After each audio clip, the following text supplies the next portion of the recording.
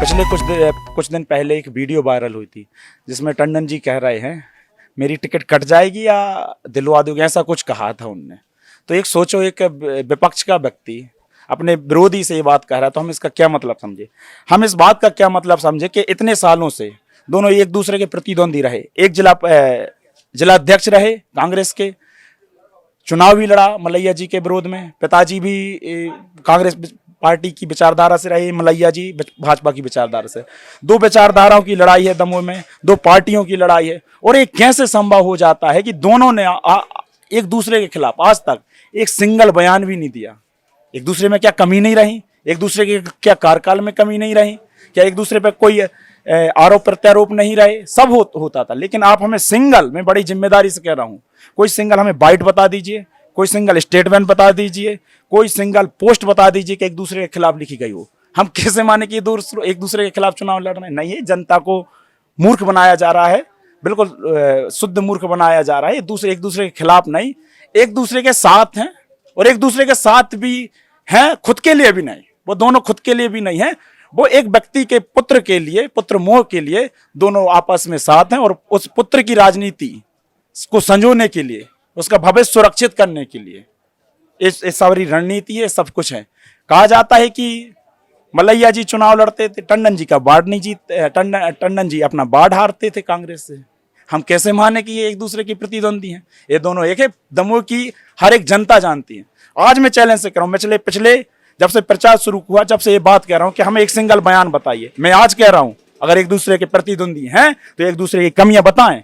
क्यों नहीं प्रचार में बताते? हम तो ताल ठोक के दोनों का विरोध करते हैं। जो लोग आरोप लगा रहे हैं अपने गिरेबान में देखें, जो लोग आरोप लगा रहे हैं वो अपने गिरेबान में देखें कि दो दो तीन तीन जहां से पैसे लिए।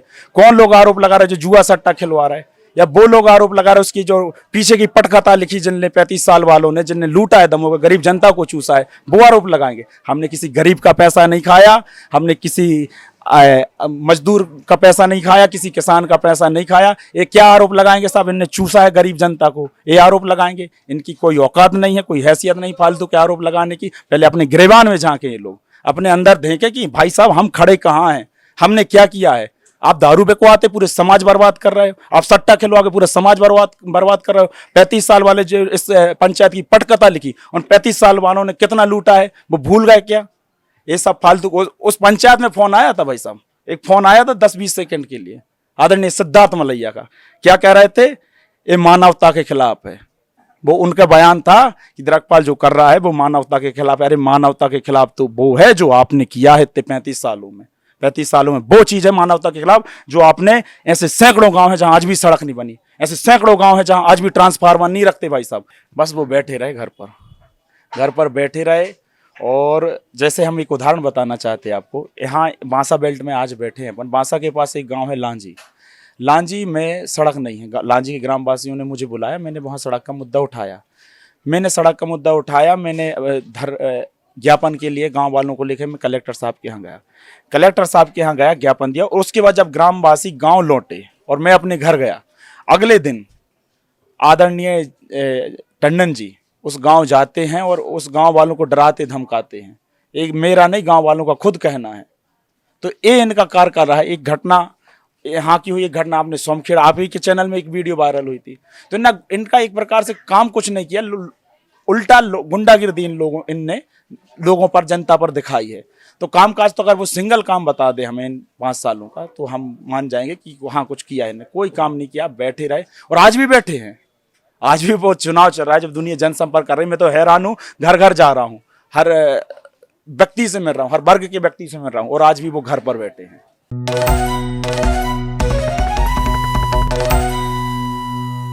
नो फिकर के कार्यक्रम हम क्यों ना पूछे में आप सभी का स्वागत है। और आज हमारे साथ हैं जिला पंचायत सदस्य और समाजवादी पार्टी से प्रत्याशी द्रकपाल सिंह लोधी। आज हम इनसे जानेंगे कि द्रकपाल सिंह लोधी किस प्रकार से जनसंपर्क कर रहे हैं और जनता का किस प्रकार का रुझान चल रहा है, और उनके साथ जुड़ने वाले आरोपों के विषय में भी हम द्रकपाल सिंह लोधी से ही बात करेंगे और उनसे जानेंगे कि उनके बारे में कितनी सत्यता है और क्या क्या उनकी हकीकत है। द्रकपाल जी, आपका हमारे कार्यक्रम में स्वागत। धन्यवाद आदरणीय भाई साहब, धन्यवाद नो फिकर, धन्यवाद। आपसे जानना चाहेंगे कि आप पहले निर्दलीय रूप से रहे और आपने जिला पंचायत का चुनाव लड़ा और 18,000 वोटों से आपने मत प्राप्त किए और बड़ी जीत हासिल की।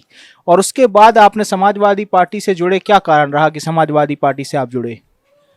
लगातार हम ओबीसी एससी एसटी के हक अधिकारों की बात कर रहे हैं।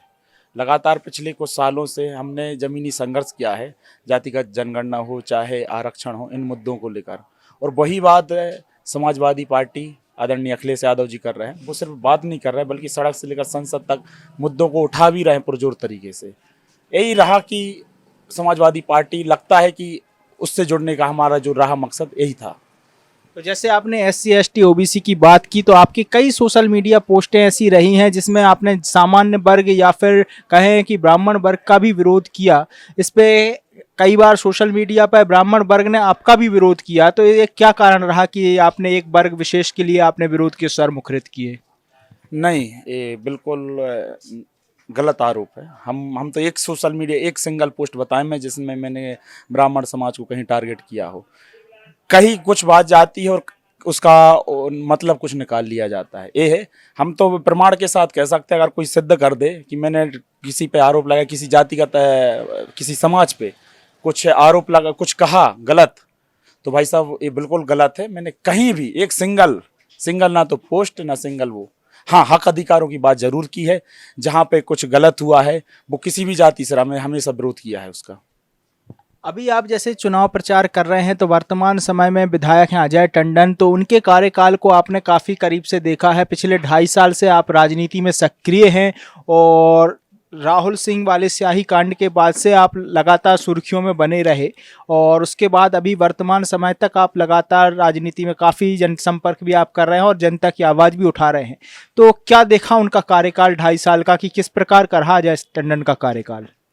बस वो बैठे रहे घर पर बैठे रहे।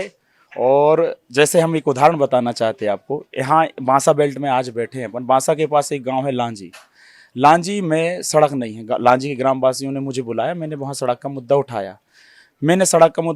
मैंने ज्ञापन के लिए गांव वालों को लेकर मैं कलेक्टर साहब के यहाँ गया, ज्ञापन दिया। और उसके बाद जब ग्रामवासी गांव लौटे और मैं अपने घर गया, अगले दिन आदरणीय टंडन जी उस गांव जाते हैं और उस गांव वालों को डराते धमकाते हैं। एक मेरा नहीं, गांव वालों का खुद कहना है। तो ये इनका कार्य कर रहा है। एक घटना यहाँ की हुई, एक घटना आपने सोमखेड़ा, आप ही के चैनल में एक वीडियो वायरल हुई थी। तो इनका एक प्रकार से काम कुछ नहीं किया, उल्टा गुंडागिर्दी इनने लोगों पर, जनता पर दिखाई है। तो कामकाज तो अगर वो सिंगल काम बता दे हमें इन 5 सालों का, तो हम मान जाएंगे कि वहाँ कुछ किया है। कोई काम नहीं किया, बैठे रहे और आज भी बैठे हैं। आज भी वो चुनाव चल रहा है, जब दुनिया जनसंपर्क कर रही है। मैं तो हैरान हूँ, घर घर जा रहा हूँ, हर व्यक्ति से मिल रहा हूँ, हर वर्ग के व्यक्ति से मिल रहा हूँ और आज भी वो घर पर बैठे हैं। तो आपने जैसे कि आपके चुनाव प्रचार में एक चीज़ देखी गई और ये बात काफ़ी प्रचारित की जा रही है कि अजय टंडन और जयंत मलैया दोनों एक हैं। ये बात काफ़ी प्रचारित की जाती है और यहाँ पे दमोह क्षेत्र में भी ये बात प्रचारित है। तो इसमें कितनी सच्चाई है, आपका क्या कहना है इस बात पे कि दमोह क्षेत्र में जो ये बात चल रही है जनता के बीच में कि अजय टंडन और जयंत मलैया दोनों एक हैं, तो कितनी बात इस बात में आप क्या कहेंगे? 100% सत्य है बात। मैं उसके कुछ साक्ष्य देना चाहता हूँ आपको। पिछले कुछ दिन पहले एक वीडियो वायरल हुई थी जिसमें टंडन जी कह रहे हैं मेरी टिकट कट जाएगी या दिलवा दोगे, ऐसा कुछ कहा था उनने। तो एक सोचो, एक विपक्ष का व्यक्ति अपने विरोधी से ये बात कह रहा है, तो हम इसका क्या मतलब समझे? हम इस बात का क्या मतलब समझे कि इतने सालों से दोनों एक दूसरे के प्रतिद्वंदी रहे। एक जिला अध्यक्ष रहे कांग्रेस के, चुनाव भी लड़ा मलैया जी के विरोध में। पिताजी भी कांग्रेस पार्टी की विचारधारा से रहे, मलैया जी भाजपा की विचारधारा से। 2 विचारधाराओं की लड़ाई है दमोह में, 2 पार्टियों की लड़ाई है। और ये कैसे संभव हो जाता है कि दोनों ने एक दूसरे के खिलाफ आज तक एक सिंगल बयान भी नहीं दिया? एक दूसरे में क्या कमी नहीं रही? एक दूसरे के क्या कार्यकाल में कमी नहीं रही? क्या एक दूसरे पर कोई आरोप प्रत्यारोप नहीं रहे? सब होता था। लेकिन आप हमें सिंगल, मैं बड़ी जिम्मेदारी से कह रहा हूं, कोई सिंगल हमें बाइट बता दीजिए, कोई सिंगल स्टेटमेंट बता दीजिए, कोई सिंगल पोस्ट बता दीजिए कि एक दूसरे के खिलाफ लिखी गई हो। हम कैसे माने कि एक दूसरे के खिलाफ चुनाव लड़ रहे हैं? नहीं है, जनता को मूर्ख बनाया जा रहा है, बिल्कुल शुद्ध मूर्ख बनाया जा रहा है। एक दूसरे के खिलाफ नहीं, एक दूसरे के साथ हैं और एक दूसरे के साथ भी हैं, खुद के लिए भी नहीं। वो दोनों खुद के लिए भी नहीं है, वो एक व्यक्ति के पुत्र के लिए, पुत्र मोह के लिए दोनों आपस में साथ हैं, और उस पुत्र की राजनीति को संजोने के लिए, उसका भविष्य सुरक्षित करने के लिए इस सारी रणनीति है, सब कुछ है। कहा जाता है कि मलैया जी चुनाव लड़ते थे, टंडन जी का वार्ड नहीं जीत, टंडन जी अपना वार्ड हारते थे कांग्रेस से। हम कैसे माने कि ये एक दूसरे के प्रतिद्वंदी हैं? ये दोनों एक है, दमोह की हर एक जनता जानती है। आज मैं चैलेंज से कर रहा हूँ, पिछले जब से प्रचार शुरू हुआ, जब से ये बात कह रहा हूँ कि हमें एक सिंगल बयान बताइए। मैं आज कह रहा हूँ, अगर एक दूसरे के प्रतिद्वंदी हैं तो एक दूसरे की कमियां बताएं। क्यों नहीं प्रचार में बताते? हम तो ताल ठोक के दोनों का विरोध करते हैं, एक क्यों नहीं एक दूसरे का विरोध करते हैं भाई? ऐसा कहीं आपने प्रचार देखा?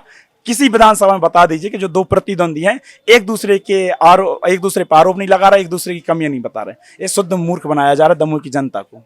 आपने जैसे कि एक पुत्र की बात की, पुत्र मोह की बात की, यानी कि सिद्धार्थ मलैया की चर्चा की आपने, तो कहा यह भी जाता है कि सिद्धार्थ मलैया की बी टीम है द्रकपाल सिंह लोधी, क्योंकि ये लोधी वोट को कहीं ना कहीं कन्वर्ट करने के लिए आपको खड़ा किया गया है। इस बारे में भी लोगों में चर्चाएं हैं और कहा जाता है कि ये सिद्धार्थ मलैया की ही बी टीम है। तो इस बात में कितने क्या कहेंगे आप?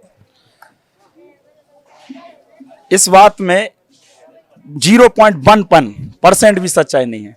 वो इसलिए सच्चाई नहीं कि भाई साहब हम खुद राजनीति में हैं, हम खुद नेतागिरी कर रहे हैं, हम खुद जिला पंचायत सदस्य हैं, 18,000 हमें वोट मिले और पिछले 1.5-2 सालों से हम लगातार मेहनत कर रहे हैं दमोह विधानसभा के लिए। तो जो जिसकी खुद की महत्वाकांक्षा है उस पद के लिए हो, वो क्या किसी के दूसरे के बहकावे में या दूसरे की बी टीम हो सकता है? हमारा खुद का अस्तित्व है, खुद की लड़ाई है, खुद का संघर्ष है। और जातिगत हमारी जो कहा जाए तो हमारे आंकड़े ओबीसी वर्ग के, SC ST वर्ग के, ये हमारे साथ बैठते हैं। हम क्यों दूसरे के लिए काम करेंगे या कुछ करेंगे? हाँ, मूर्ख वो लोग हैं, ये अब्बा वो लोग फैला रहे हैं जो नहीं चाहते सबकी ठेकेदारी रहती। भाई साहब, हर समाज में अब ठेकेदारी बनी है कि इस समाज का नेता सिर्फ सिंगल व्यक्ति ही रहे। ऐसा रहता कि भैया इस समाज की ठेकेदारी हमने ले रखी, ऐसा नहीं है। कोई समाज में जो संघर्ष करेगा वो व्यक्ति आगे बढ़ेगा। तो हमने संघर्ष किया है, लगातार हम आगे बढ़ेंगे। और ये फालतू की बातें हैं, अफवाह है, ताकि नया व्यक्ति आगे उभर कर आ ना सके। जैसे आपने समाज की बात की, तो जैसे ही आपके ही समाज के राहुल सिंह लोधी पहले विधायक रहे और उनने फिर दल बदल किया और उसके बाद आपने उनका विरोध करते हुए स्याही कांड भी आपके साथ हुआ, तो क्या उसका विरोध का आपको नुकसान मिलेगा आपके समाज से? क्या आंकड़ा रहेगा कि राहुल सिंह का जो ग्रुप है या वो लोधी समाज के से आते हैं, तो लोधी समाज से कितना आपको सपोर्ट मिलेगा? फुल सपोर्ट मिलेगा, क्योंकि हमने लड़ाई हर वर्ग की लड़ी है, हर वर्ग से सपोर्ट मिलेगा। अगर किसी गांव में हमने ट्रांसफार्मर रखवाया तो ये सोच के नहीं रखवाया कि वहाँ लोधी रहते हैं, वहाँ यादव रहते, कुर्मी रहते, पंडित रहते, मुसलमान रहते या कोई रहते। अगर वहाँ ट्रांसफार्मर रखवाया तो ये सोच के रखा वहाँ गाँव में लोग रहते हैं। तो ये एक वर्ग विशेष की लड़ाई तो नहीं लड़ी हमने। तो सबका साथ मिलेगा, हर वर्ग का साथ मिलेगा, हर जाति का साथ मिलेगा। और जो गलत करेगा, जिसने गलत किया है उसका खामियाजा है, उसको भुगतना पड़ा है। जनता ने उसको परिणाम दिए हैं पिछले चुनाव में। ये आप भी परिचित है इस बात से भली भांति, पूरा दमोह परिचित है कि जो गलत करेगा वो भुगतेगा। अब आपसे जानने चाहेंगे कि उस विषय पर, इस सवाल के विषय में जो कि काफ़ी चर्चित रहा, कि एक बात काफ़ी आप पे गंभीर आरोप लगे 40 लाख रुपए लेने का, तो जिसका आरोप ऋषि लोधी जो कि जिला पंचायत सदस्य हैं उनके द्वारा लगाए गए और उनके द्वारा सोशल मीडिया पे काफ़ी इस पे बयानबाजी भी की गई। तो इस बारे में क्या कहेंगे, आपके क्या है सच्चाई इस बारे में? कौन लोग आरोप लगा रहे हैं साहब? जो लोग आरोप लगा रहे हैं अपने गिरेबान में देखें, जो लोग आरोप लगा रहे हैं वो अपने गिरेबान में देखें कि 2-2, 3-3 जहां से पैसे लिए। कौन लोग आरोप लगा रहे हैं? जो जुआ सट्टा खिलवा रहे हैं, या वो लोग आरोप लगा रहे उसकी जो पीछे की पटकथा लिखी जिनने 35 साल वालों ने, जिनने लूटा है दमोह, गरीब जनता को चूसा है, वो आरोप लगाएंगे। हमने किसी गरीब का पैसा नहीं खाया, हमने किसी मजदूर का पैसा नहीं खाया, किसी किसान का पैसा नहीं खाया। ये क्या आरोप लगाएंगे साहब? इनने चूसा है गरीब जनता को, ये आरोप लगाएंगे? इनकी कोई औकात नहीं है, कोई हैसियत नहीं फालतू के आरोप लगाने की। पहले अपने गिरेबान में झांके ये लोग, अपने अंदर देखें कि भाई साहब हम खड़े कहाँ हैं, हमने क्या किया है। आप दारू बेचवाते पूरे समाज बर्बाद कर रहे हो, आप सट्टा खिलवा के पूरे समाज बर्बाद कर रहे हो। 35 साल वाले जो इस पंचायत की पटकथा लिखी, उन 35 साल वालों ने कितना लूटा है वो भूल गए क्या? ये सब फालतू। उस पंचायत में फोन आया था भाई साहब, एक फोन आया था 10-20 सेकंड के लिए, आदरणीय सिद्धार्थ मलैया का। क्या कह रहे थे? ये मानवता के खिलाफ है। वो उनका बयान था कि द्रकपाल जो कर रहा है वो मानवता के खिलाफ है। अरे मानवता के खिलाफ तो वो है जो आपने किया है इतने 35 सालों में। 35 सालों में। वो चीज़ है मानवता के खिलाफ जो आपने, ऐसे सैकड़ों गांव है जहां आज भी सड़क नहीं बनी, ऐसे सैकड़ों गांव है जहां आज भी ट्रांसफार्मर नहीं रखते भाई साहब। आज भी दमोह में मैं खाद का मुद्दा उठा के आया हूं। खाद के लिए आज भी किसानों को लाइन में लगना पड़ता, 7 बजे से रात के शाम के 7 बजे तक लाइन में लगे। मानवता के खिलाफ तो वो है, ये उनको सोचना चाहिए। दोनों को जो समाज को बहकाने का काम कर रहे हैं, जवेरा की जनता हो चाहे दमोह की जनता को, सब जानती है, सबकी पारिवारिक पृष्ठभूमि जानती है, सबका कार्यकाल देखा है, सबको सब जानते हैं।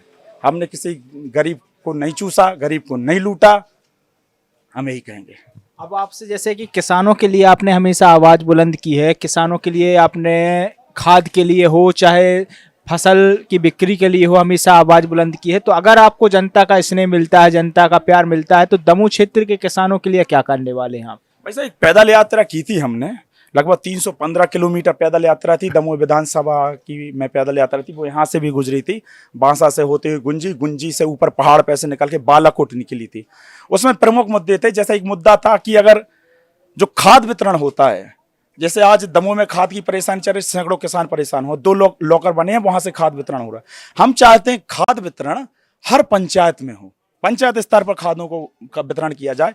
साल में 2 बार खाद किसान को चाहिए होता है। क्या साल में 2 बार किसानों को खाद नहीं पहुंचा सकती? संभव है।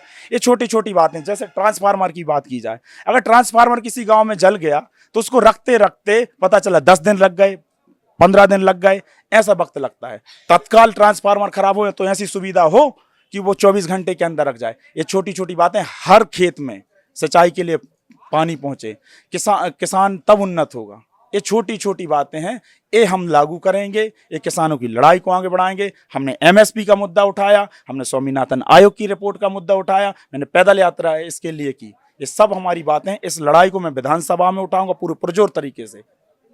अब आपसे जानेंगे कि दमोह क्षेत्र में एक फैक्ट्री है, माइसेम फैक्ट्री, जिसमें आज भी दमोह क्षेत्र के युवाओं को रोजगार नहीं मिलता, क्षेत्रीय लोगों को रोजगार नहीं मिलता, जहां पे दमोह क्षेत्र का व्यक्ति आज भी रोजगार के लिए परेशान है, लेकिन कहीं भी किसी जनप्रतिनिधि ने इसके लिए आवाज़ नहीं उठाई। क्या कारण देखते हैं कि दमोह क्षेत्र के युवाओं को वहां पर रोजगार नहीं मिलता? ए भाई साहब, इसके लिए तो मैं खुद के लिए भी थोड़ा गिलानी महसूस करता हूं, क्योंकि हमारे साथियों ने कई बार मुझसे कहा कि अपन आंदोलन करेंगे, वहां चलना है, अपन आंदोलन करना है। कई बार चीज़ें टलती गई, नहीं हो पाया। काश वो चीज़ें हम पहले कर देते तो हमें आज बोल पाते दम से, लेकिन वो करना था, ये निश्चित थी, मन की अंतरात्मा थी कि वहाँ हम उस लड़ाई को लड़ें। आप यकीन मानिए, अगर यहाँ की जनता हमें विधायक बनाकर भेजती है तो मैं 80-90% नहीं कह रहा, मैं 99% कह रहा हूँ कि वहाँ स्थानीय लोगों को रोजगार मिलेगा। अब आपसे जानेंगे कि जैसे एक दमोह क्षेत्र में काफ़ी एक बड़ा विषय है और जिसमें काफ़ी वर्ग एक मांग रखता है कि दमोह का एक प्रसिद्ध तीर्थ स्थल है बांदकपुर, वहाँ पे उसके जीर्णोद्धार और उसके सौंदर्यीकरण और यहाँ वहाँ के अतिक्रमण को हटाने के लिए मांग रखता है। उस पर आप क्या विचार रखते हैं कि बांदकपुर का विकास आज तक क्यों नहीं हुआ? बांदकपुर का विकास यहाँ के नेताओं के कारण नहीं हुआ। मैन कि यहाँ के नेताओं ने सिर्फ वहाँ आस्था का केंद्र दिखाया, वहाँ की फोटो डाल के लोगों की भावनाओं से खेला और कुछ नहीं। और अगर ये अतिक्रमण का मुद्दा है भाई साहब, अगर हम तो कहते हैं अगर आपकी आस्था है, सच में मंदिर में आस्था है और सब चीज़ें मानते हैं, तो उसको पुरजोर तरीके से उठाएं। और मैं फिर कह रहा हूं कि एक जात विशेष का मुद्दा नहीं है, वो एक वर्ग विशेष का मुद्दा नहीं, सबकी आस्था है। और आप इतना प्राचीन स्थल है वो, आप किसी भी स्थान पे देखिए, कम से कम मुख्य द्वार पे तो इतना एरिया होता है कि 20-50 गाड़ियाँ वहाँ पर बैठने की व्यवस्था, सब व्यवस्थाएँ होती हैं और रहती हैं और रहनी चाहिए। और लेकिन यहाँ पे नहीं रह पा रही हैं, इसके लिए जिम्मेदार यहाँ का शासन प्रशासन, यहाँ के पूर्व के नेता हैं।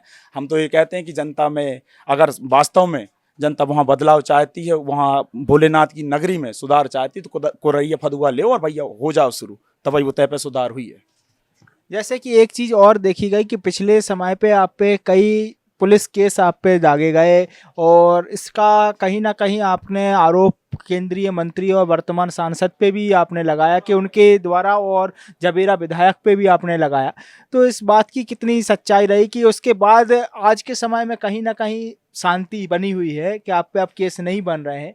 तो क्या देखते हैं कि लगातार आप पे केस बने, कहीं ना कहीं जिला बदल की कार्रवाई की भी मांग की गई आपके ऊपर, तो ऐसी परेशानियां क्यों आ रही थी उस समय? नहीं, अभी भी केस भर रहा है, आपको जानकारी नहीं। जिला पंचायत सदस्य बनने के बाद भी मैं खुद ताजुब करता हूं कि, और जिला पंचायत सदस्य बनने के बाद भी सिंगल आवेदन पे किसी ने आवेदन दे दिया एसपी साहब के, उस पर भी केस बने मेरे ऊपर। तो अभी भी वो जो बोलते हैं वो चीज़ जारी है, संघर्ष अभी भी वो जारी है। जो पहले चीज़ें थी वो अभी चीज़ें, जब तक सत्य की लड़ाई है वो संघर्ष जारी रहेगा। अभी भी केस बन रहे हैं भाई साहब, की जानकारी के लिए बता दूं, जिला पंचायत सदस्य बनने के बाद भी मुझे ऊपर केस बने हैं। अब आपसे अंतिम प्रश्न की आपसे जानना चाहेंगे कि जिला पंचायत सदस्य बनने के बाद जो आपका 1 साल का कार्यकाल अधिक हो चुका है, तो इस कार्यकाल में आपकी क्या उपलब्धियां रही, आपने जनता के लिए क्या काम किए अभी? सबसे पहले तो मैंने जो शुरुआत की थी वो शिक्षा के क्षेत्र में की थी। शायद है आज से पहले किसी ने, मुझसे पहले मुझे नहीं ध्यान आता कि शायद विधायक हो या सांसद हो या कोई जनप्रतिनिधि हो, किसी ने स्कूल में जाके वहाँ का निरीक्षण किया हो। मैंने सबसे पहले स्कूल में जाके वहाँ के निरीक्षण किया, शिक्षा व्यवस्था में बहुत दबाव बनाया, कोई सुधार हो। कई स्कूल ऐसे हैं आज भी थे और उनमें सुधार किया कि समय से टीचर नहीं आते थे। इन चीज़ों में मैंने सुधार किया, लगातार चीज़ों को मुद्दा उठाया, शिक्षा का मुद्दा, जो आगे भी उठाऊंगा। इसके अलावा अपन अगर निधि की बात की जाए या कोई निर्माण कार्य की बात की जाए, चूंकि अभी तक जिला पंचायत की मुझे 1 रुपए भी निधि नहीं मिली है, उसका मुद्दा भी, उसके लिए मैं भी धरने पर बैठा था जिला पंचायत में। तो ये मैं आपकी चैनल के माध्यम से कहना चाहता हूँ, जनता को अवगत कराना चाहता हूँ कि अभी तक कोई निधि 1 रुपए नहीं मिली है। उसकी लड़ाई भी मुझे लड़नी पड़ रही है जिला पंचायत सदस्य बनने के बाद भी। लगातार मैंने शिक्षा का मुद्दा उठाया और जो लड़ाई पहले जारी थी, चाहे ट्रांसफार्मर, खाद, ये किसानों की लड़ाई थी, वो लगातार मैं जारी रख रहा हूँ। कहीं आप लड़ाई लड़ते लड़ते अपने लोगों से दूर तो नहीं हो गए, जिन्होंने द्रकपाल से लोधी, नेता द्रकपाल लोधी बनाने में जो आपके सहयोगी रहे या आपके मित्र रहे या आपके कंधे से कंधा मिला के आपके साथ रहे, कई ऐसे लोग थे जो आपके साथ पहले थे, उनसे कहीं दूरी तो नहीं हो गई? कई बार ये होता है भाई साहब कि एक समय रहता है जब अपन आज से अगर अपन के ऊपर जिम्मेदारी नहीं, तो आज हम आपसे 1 घंटे बात करेंगे, एक जिम्मेदारी आ जाएगी, फिर हो सकता है हम 10 मिनट बात करें, 5 मिनट बात करें, तो एक कम्युनिकेशन गैप हो जाता है, कनेक्टिविटी वो हो जाती है। इसका मतलब ये नहीं होता कि हम किसी से दूर हो गए। आप यकीन मानिए साहब, चाहे कोई भी हो, वो हर एक व्यक्ति जिसने एक सिंगल धरने, सिंगल ज्ञापन या कभी रैली में या किसी भी प्रकार का सहयोग किया, ना कि आज, बल्कि जब तक इस शरीर में प्राण है, मैं उस व्यक्ति का ऋणी रहूंगा। कई चीज़ें ऐसी होती हैं कि किसी ने कुछ सुना, किसी ने कुछ कहा और उसको अपने तरीके से ले लिया। अगर सामने से बात की जाए तो सारी समस्याओं का हल हो सकता है, सारी बात स्पष्ट हो सकती है। क्योंकि कई बार बात नहीं होती है कि क्या द्रकपाल तुम्हारे विचार थे, या तुमने मेरे बारे में ऐसा कहा, या तुमने ऐसा क्यों किया, ये सब बातें नहीं होती हैं, तो एक अंतर आ जाता है। लेकिन यहाँ अंतरात्मा में मैं दिल से बोल रहा हूँ, ये बात बिल्कुल राजनीतिक नहीं है, ना झूठे। आपने व्यक्तिगत प्रश्न किए इसलिए व्यक्तिगत जवाब दे रहा हूँ। जितने भी मित्र आ रहे हैं ऐसे, उनके प्रति मेरे मन में खूब लोगों ने मेरे खिलाफ गलत लिखा, खूब पता नहीं ना जाने माँ बहन तक के बारे में पोस्टें डाली, कितनी गंदी गंदी चीज लिखी, लेकिन मेरे मन में कभी नहीं आया। मुझे पता है कि शरीर में प्राण है, जब तक सब चीजें मर जाना है और क्या लेके जाना है, और जब तक हैं तो सबसे अच्छे से रहेंगे। और किसी के प्रति मन में द्वेष भावना रख के हम खुद के विचार क्यों खराब करें। इसीलिए मेरे लिए सब एक हैं और हमेशा मैं ऋणी रहूंगा सबका। तो द्रकपाल जी, आपने हमारे कार्यक्रम के लिए समय निकाला और बांसा तारखेरा ग्राम में आपने अपने चुनाव प्रचार के बीच में समय दिया, उसके लिए धन्यवाद। तो हमारे साथ थे जिला पंचायत सदस्य और समाजवादी पार्टी से दमोह विधानसभा के प्रत्याशी द्रकपाल सिंह लोधी, जिन्होंने उन सभी आरोपों का भी खंडन किया और साथ ही साथ अजय टंडन और जयंत मलैया के बीच में उनके जो निकटता की बातें रहीं, उनका भी उन्होंने अब पुरजोर तरीके से जवाब दिया। निकटता पे एक बात अगर, और आप इंटरव्यू अगर खत्म होने से पहले एक चीज और बोलना चाहें, जिनको ये भ्रम फैला रहे हैं कि द्रकपाल ये लोधी समाज की वोट काटने के लिए चुनाव लगा, वो मूर्ख है भाई साहब। अगर जातिगत अगर खुली बात की जाए, खुला इंटरव्यू, अपना चीजें, अगर वो खुली बात ये कर रहे हैं, तो भाई साहब अगर हमें ये बात क्यों कि वोट काट रहे हैं, तो अगर सिर्फ एक जात की वोट 55,000 है, यादव समाज की वोट 18,000 है, दलित समाज की वोट 42,000 है, मुसलमानों की वोट 18,000 है, कुशवाहा कुर्मी की वोट 20-25,000 है, तो मैं ओबीसी SC ST अल्पसंख्यक की बात करके लड़ाई लड़ा, तो ये वो लोग मूर्ख हैं। अगर एक जात भी एक हो गई, मेरे साथ एक हो गई, तो मेरा चुनाव निकल रहा है भाई साहब।